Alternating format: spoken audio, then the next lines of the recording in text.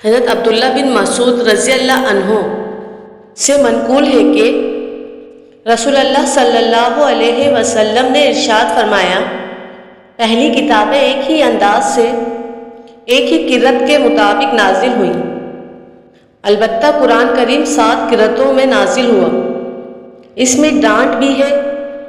احکام بھی ہیں، ممانعتیں بھی ہیں،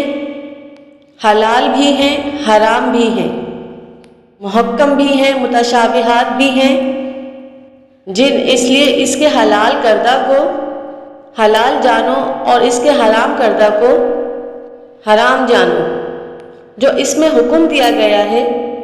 اس پر عمل کرو، اور جس چیز سے منع کیا گیا ہے اس سے رک جاؤ اور اس کی مثالوں سے عبرت حاصل کرو، اس کی محکمات پر عمل کرو اور اس کے متشابہات پر ایمان رکھو اور کہو ہم ان پر ایمان لائے۔ حضرت ابن عباس رضی اللہ عنہما فرماتے ہیں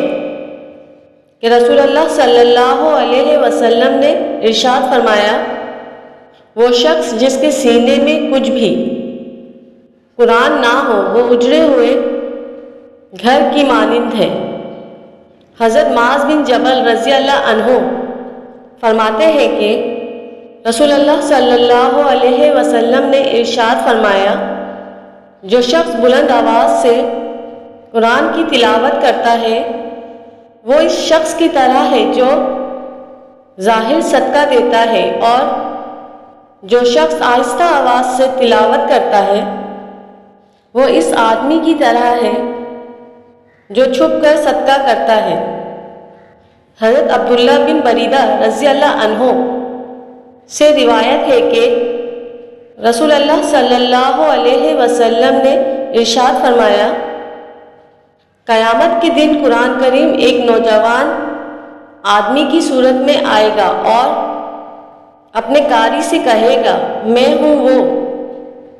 جس نے تجھے راتوں میں جگائے رکھا اور تجھے دن میں پیاسا رکھا۔ حضرت عبداللہ ابن عمر رضی اللہ عنہما سے روایت ہے کہ رسول اللہ صلی اللہ علیہ وسلم نے ارشاد فرمایا، جو شخص ایک رات میں کم از کم 10 آیتیں تلاوت کرتا ہے اس کا نام غافلین میں نہیں لکھا جاتا، اور جو شخص ایک رات میں کم از کم 100 آیتیں تلاوت کرتا ہے اس کا نام اطاعت گزاروں میں لکھا دیا جاتا ہے۔